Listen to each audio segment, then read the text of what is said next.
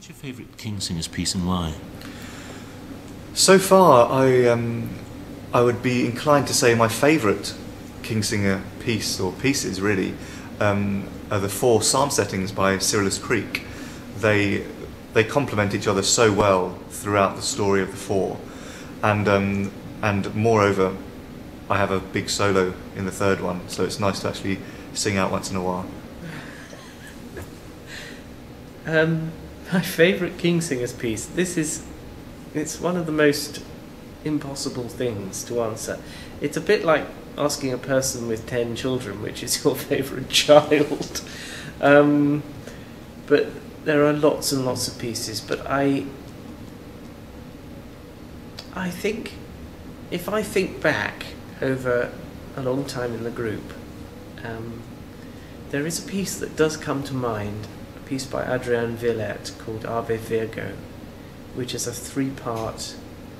piece in 3 parts for 6 voices, and it sets a wonderful text in praise of the Virgin Mary, and it's sort of sitting on a cantus firmus of In Violata Est, a plain song cantus firmus that is sung by the first baritone. Phil sings all the way through a very slow plain song, and it's a piece that we recorded back in the early days of my time in the King Singers on an album called La Dolce Vita, and the whole album was wonderful.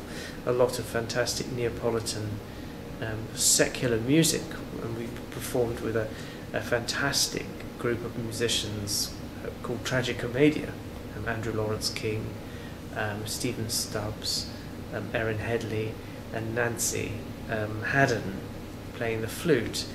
And it's a wonderful album. It was a real pleasure to work with those 4 wonderful musicians and to come into an exploration of early music that was so much alive. But in amongst this album of lively Neapolitan music is this incredibly serious but incredibly beautiful piece by Adrian Villert, the Flemish-born composer who travelled widely in Italy and wrote a number of pieces, contrasting pieces. A piece called Vecchia Letrosa, which is also on the album, is by him, which is a piece saying that old women are good for nothing. Not a terrible text, really, but a wonderful, exciting piece. But contrasting this on this album is this incredible piece, Ave Virgo, which we have sung many, many times at the beginning of church concerts. And when the atmosphere is right, it is such a joy to sing it. And so I think, reluctantly, if I'm forced to choose one piece, that is it.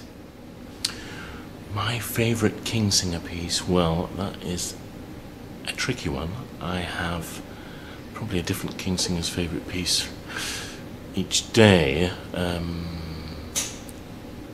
I don't know. I think it probably will be a piece of Renaissance music.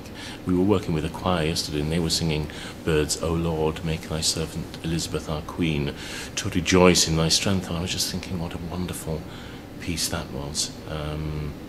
I think it's going to be a Renaissance piece, but I can't pin down one at the moment. On the pop side, I mean, I love the fun stuff. I love pieces like Honey Pie, Seaside Rendezvous. I think I like the extremes, so I like the beautiful spiritual side of our repertoire, and the kind of off-the-wall Monty Python-esque behaviour that we get in pieces like Chanson d'amour. But having to pick one is probably, it's not going to come to me today. What's your favourite King Singer's arrangement? My favourite King Singer's arrangement that I've learnt so far would be Howard Goodall's Star of the County Down. It's a wonderfully quirky arrangement. Some of the chords are absolutely out of this world. They're very, very, very poignant. So at the moment, that's the one that comes to mind.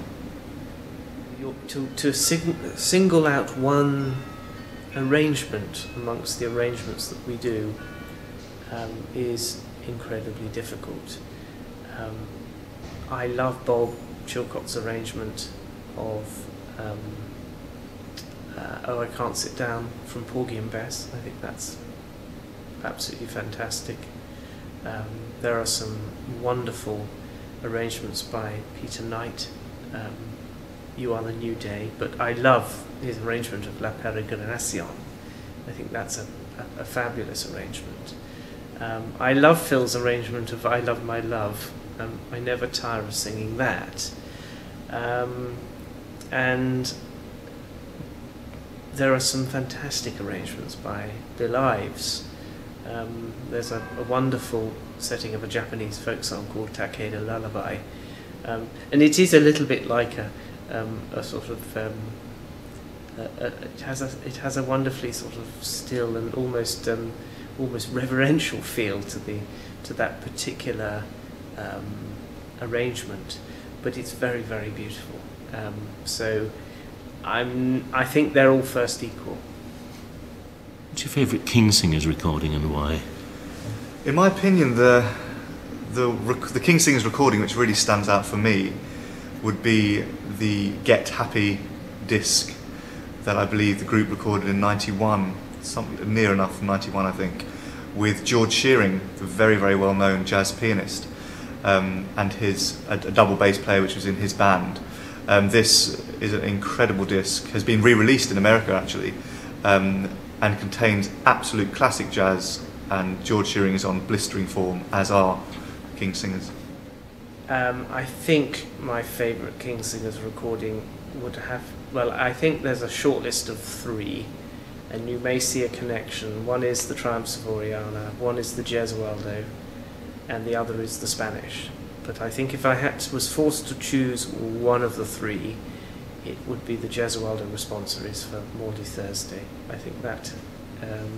But as you can see, my heart seems to be very much in the early music side of the group. I love the other stuff. I love all the other albums we've done.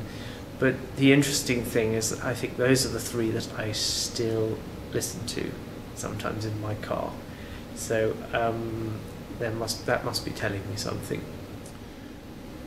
Favourite King Singers recording? Well, I think it might be a collaboration we did some years ago with the great English jazz pianist George Shearing, called Get Happy.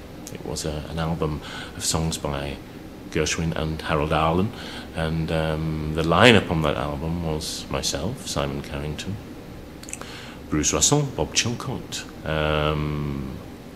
Alistair Hume and David Hurley, and I think it was such a wonderful experience to create music with the legend that is George Shearing.